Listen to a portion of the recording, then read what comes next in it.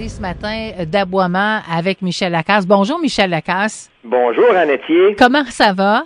Ça va super bien, toi? Oui, ça va bien. Écoute, on parle d'aboiement. Oui, des fois, ça peut être fatigant parce qu'il y a certains chiens qui aboient plus que d'autres, j'imagine.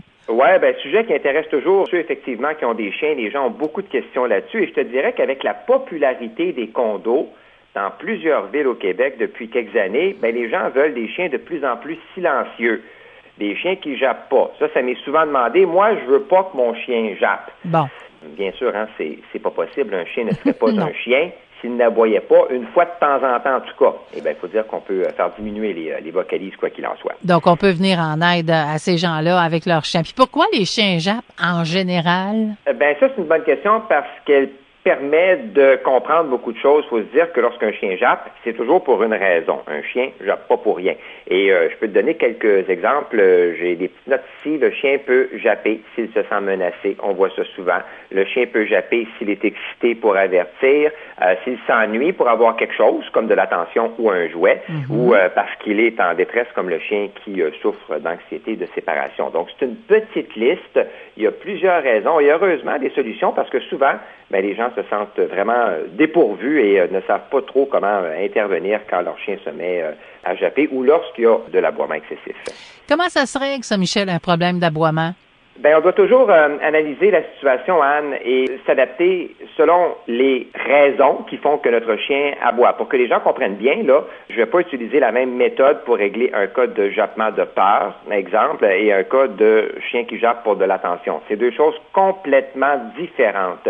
Pour la peur, si c'est la peur des gens, je vais travailler en désensibilisation graduelle. Ça fonctionne très bien. Pour le chien qui veut de l'attention, je vais plutôt l'ignorer quand il jappe et le récompenser avec de l'attention lorsqu'il est calme. Ça aussi, c'est pas trop compliqué. Et il y a des cas, par contre, qui sont plus complexes, comme l'anxiété de séparation, où on doit travailler vraiment avec un protocole et souvent l'aide d'un vétérinaire. Mais petite parenthèse concernant l'anxiété de séparation, les gens sautent vite à la conclusion que leur chien fait de l'anxiété de séparation, mais c'est pas toujours le cas. C'est souvent de l'ennui ou le chien qui aime pas être en cage. Et pour le savoir, il n'y a rien de mieux que de quitter la maison 30-45 minutes et de filmer son animal avec son téléphone ou une caméra. C'est la seule façon de savoir vraiment ce qu'il fait. Mais tout ça pour dire qu'il n'y a pas une solution miracle à l'aboiement, mais qu'on peut tout de même faire diminuer les vocalises en mettant d'abord le doigt sur ce qui pousse le chien à japper. C'est primordial. On ne travaille pas de la bonne façon si on fait autrement. Donc, tu dis qu'on peut diminuer le problème. Est-ce qu'on peut prévenir les problèmes d'aboiement? Oui, il y a certaines choses que l'on peut faire. La première, c'est de bien socialiser son chiot aux humains, aux autres chiens, aux différents environnements. Si on fait un bon boulot à ce chapitre-là, on risque d'avoir un chien qui ne sera pas craintif et qui, par la force des choses, risque de beaucoup moins aboyer. Deuxième conseil, on fait attention pour ne pas renforcer l'aboiement de façon inconsciente. Je vais te donner un exemple.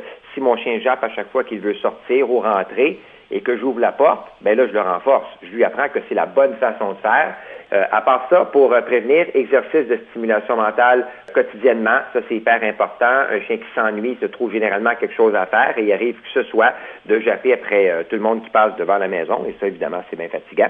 On peut aussi gérer l'environnement à l'aide d'une petite barrière, c'est toujours la première des choses à faire. Les fameux colliers à la citronnelle, tu en penses quoi toi? C'est un gadget que je n'utilise pas et que je ne recommande pas, c'est qu'on ne traite pas le problème à la source. D'autant plus que l'aboiement est naturel chez le chien. Oui. Je sais qu'il y a des gens qui vont dire que ça fait pas mal un jet de citronnelle, sauf que c'est pas très plaisant. Et il faut pas oublier, Anne, que les colliers envoient une substance qui va adhérer au poil du chien et cette substance-là reste sur lui après les aboiements et la substance continue d'agir sans ce qui les a provoqués. Alors, les chiens se trouvent pris à sentir la citronnelle toute la journée ça, c'est très désagréable pour eux. Et c'est sans compter les blessures aux yeux que peuvent faire les liquides qui peuvent comprendre toutes sortes de produits irritants. Alors, on évite, et au prix que ça coûte, on peut faire venir un éducateur canin à la maison. Ça risque d'être pas mal plus efficace. Donc, on évite les colliers à la citronnelle. Oui, absolument. En terminant, est-ce que ça peut être plus difficile de faire diminuer les aboiements chez certains chiens, différentes races de chiens? Je je vais pas te cacher que ça peut arriver. Il y a des chiens qui sont un petit peu plus, puis là, je parle pas de race, je parle de chiens en général qui sont un petit peu plus expressifs que d'autres. Et je pense aux chiens qui sont de tempérament plus nerveux. Ça peut arriver. Ces chiens-là vont japper au moindre bruit. Mais il y a des solutions pour eux aussi. Il ne faut pas désespérer. On met une musique de fond ou des bruits blancs qu'on appelle. On augmente l'exercice. Encore une fois, la stimulation mentale. On gère bien l'environnement. On peut même se servir de la gaine d'apaisement. J'avais déjà parlé de ça il y a quelques années. Et surtout, on ne leur met pas une muselière. Comme il y a un monsieur qui voulait le faire sur son chien et à qui j'ai parlé en début de semaine. Là, ça, c'est vraiment pas humain. La muselière, c'est pas fait pour arrêter un chien de japper. On ne s'en sert carrément pas pour les cas d'aboiement. Michel Lacasse, merci beaucoup. Un rappel de ton adresse courriel.